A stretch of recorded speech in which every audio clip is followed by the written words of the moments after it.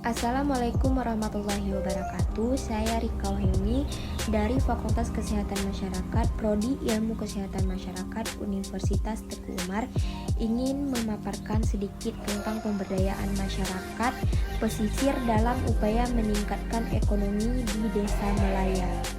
Sebelum membahas tentang pemberdayaan masyarakat pesisir dalam upaya meningkatkan ekonomi di Desa Melaya, saya ingin menjelaskan sedikit tentang pemberdayaan.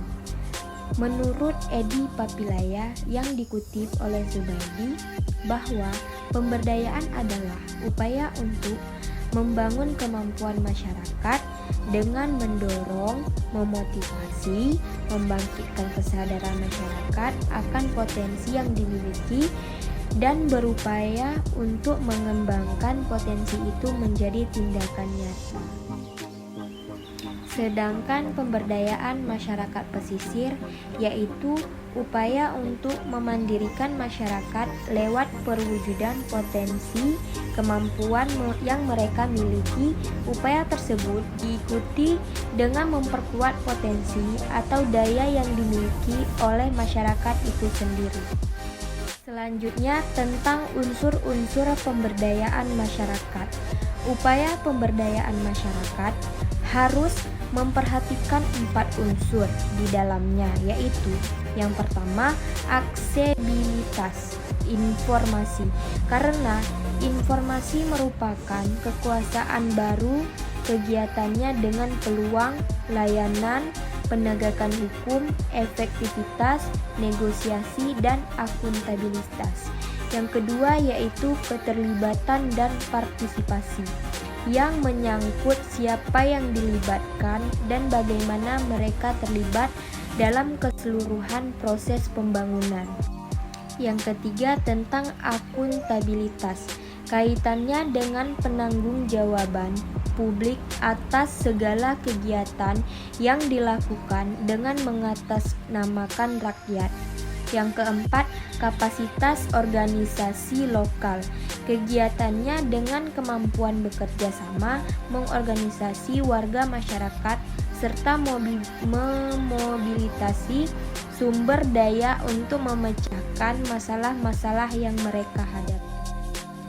Kemudian tentang tujuan utama pemberdayaan menurut Soeharto 2017 adalah memperkuat kekuasaan masyarakat, khususnya kelompok lemah yang memiliki ketidakberdayaan karena kondisi internal seperti persepsi mereka sendiri maupun karena kondisi internal, misalnya ditindas oleh struktur sosial yang tidak adil.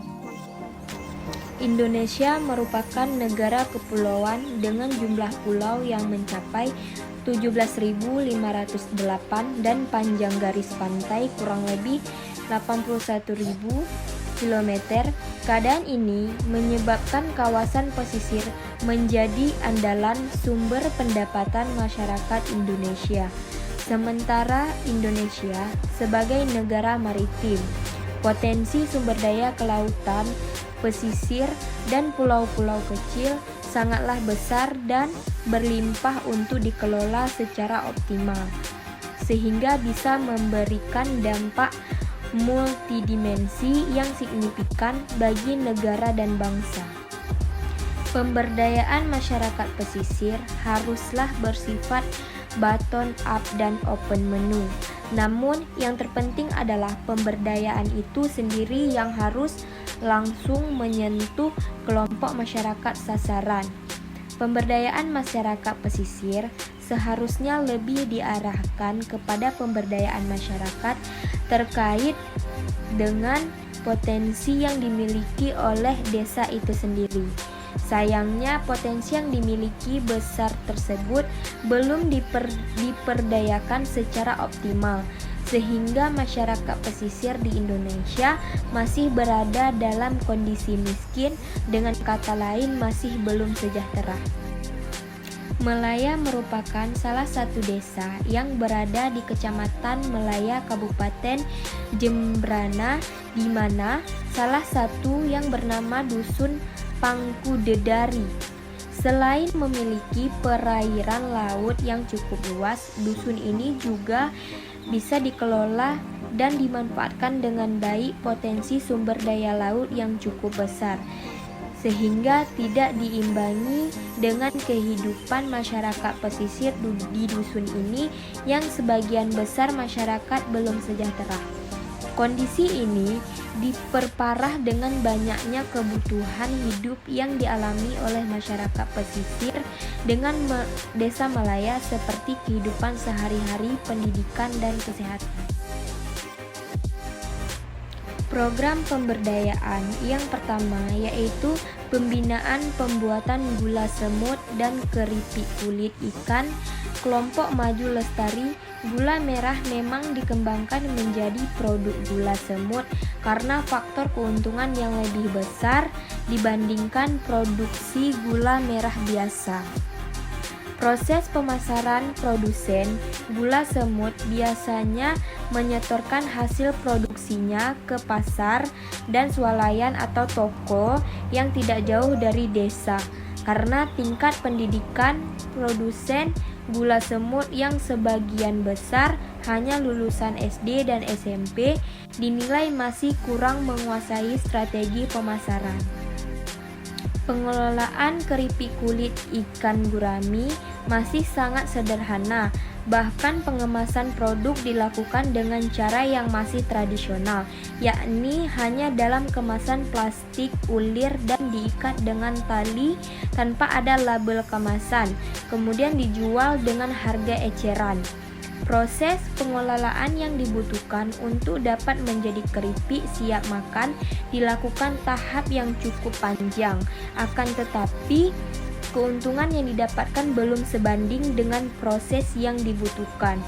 Dalam proses pengelolaan, hanya sebatas produk yang dapat dipasarkan di sekitar desa saja dan cenderung memiliki nilai jual yang tidak tinggi. Program pemberdayaan yang kedua yaitu pembinaan berupa budidaya ikan air tawar kepada kelompok Tirta Urip. Perlu mendapat pembinaan dari desa serta Dinas Kelautan dan Perikanan agar pemberdayaan lebih produktif sehingga saat panen mendapatkan hasil yang maksimal. Selain menjual secara mentah hasil panen keluar daerah, pemberdayaan seharusnya bisa mengolah sendiri agar mendapatkan nilai jual yang lebih tinggi sehingga dapat menunjang pendapatan desa dan masyarakat pesisir di Desa Melaya. Program pemberdayaan yang ketiga yaitu pembinaan budidaya ikan air laut kepada kelompok Harmoni. Pemberdayaan seharusnya mendapatkan pembinaan dari desa serta Dinas Kelautan dan Perikanan. Pemeliharaan budidaya ikan air laut khususnya ikan kerapu memerlukan perhatian yang cukup besar, sehingga perlu direncanakan dengan matang agar mendapatkan hasil yang optimal. Namun kurangnya arahan dan pendampingan, prasarana, transportasi, serta komunikasi masih kurang untuk mendukung sehingga pemberdayaan ini belum cukup mendapatkan hasil yang maksimal.